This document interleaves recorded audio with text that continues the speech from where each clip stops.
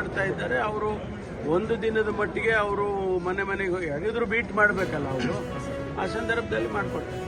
Sir, ಈಗ ಶಾಸಕ ಭೈರಸಿ ಬಸವರಾಜ್ಗೆ notice ಕೊಟ್ಟಿದ್ದಾರೆ ಸರ್, ಪೊಲೀಸ್ ವಿಚಾರಣೆ ಮಾಡಬೇಕು ಅಂತ. ಏನಾದರೂ ಪ್ರಾಥಮಿಕವಾಗಿ ಸಾಕ್ಷಿಗಳು ಸಿಕ್ಕಿದೆ, ಆರೋಪಿಗಳ ಜೊತೆ ಲಿಂಕ್ ಎಲ್ಲ ಅವರು ನಮ್ಮ ಸಂಬಂಧಪಟ್ಟ ಪೊಲೀಸ್ ಸ್ಟೇಷನ್ನಲ್ಲಿ ಇನ್ವೆಸ್ಟಿಗೇಷನ್ ಮಾಡ್ತಾರೆ.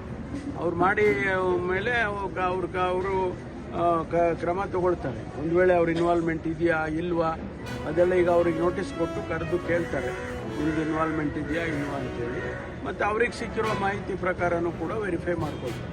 ಸರ್, ಪದೇ ಪದೇ ಬೆಂಗಳೂರು ಸಿಟಿಯಲ್ಲಿ ಈ ಸ್ಕೂಲ್ಗಳಿಗೆ ಬೆದರಿಕೆ ಕರೆ ಬರ್ತಿದೆ ಸರ್. ಇವತ್ತು ಕೂಡ 40 ಕಡೆ ಬೆದರಿಕೆ ಬರ್ತಿದೆ.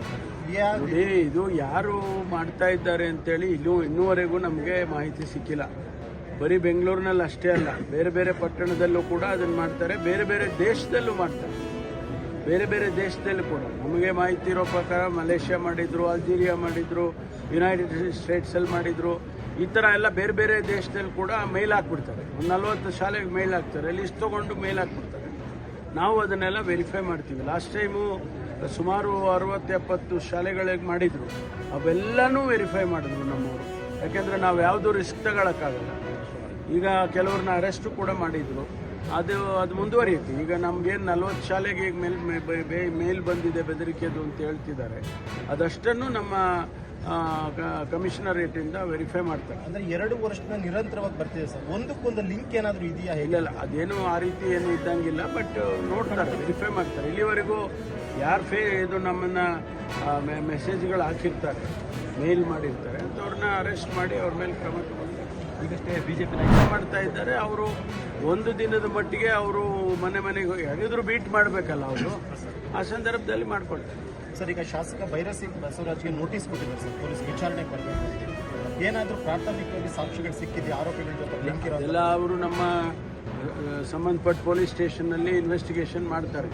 ಅವ್ರು ಮಾಡಿ ಮೇಲೆ ಅವರು ಕ್ರಮ ತಗೊಳ್ತಾರೆ. ಒಂದು ವೇಳೆ ಅವ್ರ ಇನ್ವಾಲ್ವ್ಮೆಂಟ್ ಇದೆಯಾ ಇಲ್ವಾ ಅದೆಲ್ಲ ಈಗ ಅವ್ರಿಗೆ ನೋಟಿಸ್ ಕೊಟ್ಟು ಕರೆದು ಕೇಳ್ತಾರೆ, ನಿಮ್ಗೆ ಇನ್ವಾಲ್ವ್ಮೆಂಟ್ ಇದೆಯಾ ಇಲ್ವಾ ಅಂತೇಳಿ.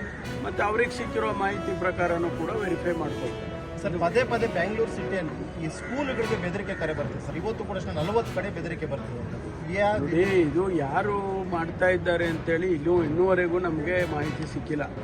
ಬರೀ ಬೆಂಗಳೂರಿನಲ್ಲಿ ಅಷ್ಟೇ ಅಲ್ಲ, ಬೇರೆ ಬೇರೆ ಪಟ್ಟಣದಲ್ಲೂ ಕೂಡ ಅದನ್ನು ಮಾಡ್ತಾರೆ. ಬೇರೆ ಬೇರೆ ದೇಶದಲ್ಲೂ ಮಾಡ್ತಾರೆ. ಬೇರೆ ಬೇರೆ ದೇಶದಲ್ಲೂ ಕೂಡ ನಮಗೆ ಮಾಹಿತಿ ಇರೋ ಪ್ರಕಾರ ಮಲೇಷ್ಯಾ ಮಾಡಿದ್ರು, ಅಲ್ಜೀರಿಯಾ ಮಾಡಿದ್ರು, ಯುನೈಟೆಡ್ ಸ್ಟೇಟ್ಸಲ್ಲಿ ಮಾಡಿದ್ರು. ಈ ಥರ ಎಲ್ಲ ಬೇರೆ ಬೇರೆ ದೇಶದಲ್ಲಿ ಕೂಡ ಮೇಲ್ ಹಾಕ್ಬಿಡ್ತಾರೆ. 40 ಶಾಲೆಗೆ ಮೇಲ್ ಹಾಕ್ತಾರೆ, ಲಿಸ್ಟ್ ತೊಗೊಂಡು ಮೇಲ್ ಹಾಕ್ಬಿಡ್ತಾರೆ. ನಾವು ಅದನ್ನೆಲ್ಲ ವೆರಿಫೈ ಮಾಡ್ತೀವಿ. ಲಾಸ್ಟ್ ಟೈಮು ಸುಮಾರು 60-70 ಶಾಲೆಗಳಿಗೆ ಮಾಡಿದರು. ಅವೆಲ್ಲನೂ ವೆರಿಫೈ ಮಾಡಿದ್ರು ನಮ್ಮವರು. ಯಾಕೆಂದರೆ ನಾವು ಯಾವುದೂ ರಿಸ್ಕ್ ತಗೊಳಕ್ಕಾಗಲ್ಲ. ಈಗ ಕೆಲವ್ರನ್ನ ಅರೆಸ್ಟು ಕೂಡ ಮಾಡಿದರು. ಅದು ಮುಂದುವರಿಯುತ್ತೆ. ಈಗ ನಮಗೇನು 40 ಶಾಲೆಗೆ ಈಗ ಮೇಲ್ ಬಂದಿದೆ ಬೆದರಿಕೆದು ಅಂತ ಹೇಳ್ತಿದ್ದಾರೆ. ಅದಷ್ಟನ್ನು ನಮ್ಮ ಕಮಿಷನರೇಟಿಂದ ವೆರಿಫೈ ಮಾಡ್ತಾರೆ. ಅಂದರೆ 2 ವರ್ಷದಿಂದ ನಿರಂತರವಾಗಿ ಬರ್ತಿದೆ ಸರ್. ಒಂದಕ್ಕೊಂದು ಲಿಂಕ್ ಏನಾದರೂ ಇದೆಯಾ? ಇಲ್ಲ, ಅದೇನು ಆ ರೀತಿ ಏನು ಇದ್ದಂಗಿಲ್ಲ. ಬಟ್ ನೋಡ್ತಾರೆ, ವೆರಿಫೈ ಮಾಡ್ತಾರೆ. ಇಲ್ಲಿವರೆಗೂ ಯಾರು ಇದು ನಮ್ಮನ್ನು ಮೆಸೇಜ್ಗಳು ಹಾಕಿರ್ತಾರೆ, ಮೇಲ್ ಮಾಡಿರ್ತಾರೆ ಅಂಥವ್ರನ್ನ ಅರೆಸ್ಟ್ ಮಾಡಿ ಅವ್ರ ಮೇಲೆ ಕ್ರಮ ತಗೊಳ್ತಾರೆ. ಈಗಷ್ಟೇ